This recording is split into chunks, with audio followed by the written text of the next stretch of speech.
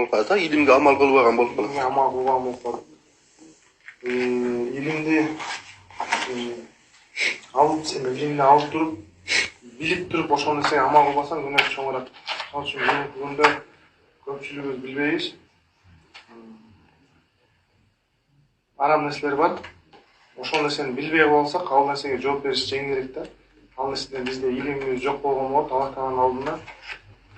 Ал нерсеге жооп бериш бизге жеңилирээк. Ошондуктан алынган илимге иншаллах амал кылыш керек. Төртүнчү сыфат икром муслим.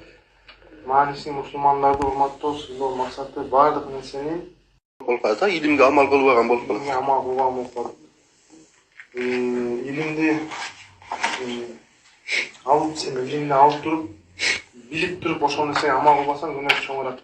Ал үчүн бүгүнкү күндө көпчүлүгүбүз билбейбиз. Арам нерселер бар. Ошол нерсени билбей калсак, ал нерсеге жооп бериш жеңилирээк да. Ал нерседен бизде илимибиз жок болгон болот, Аллах Тааланын алдында. Ал нерсеге жооп бериш бизге жеңилирээк. Ошондуктан алынган илимге иншаллах амал кылыш керек. Төртүнчү сыфат икром муслим. Мааниси мусулмандарды урматтоо, сыйлоо максаты бардык нерсени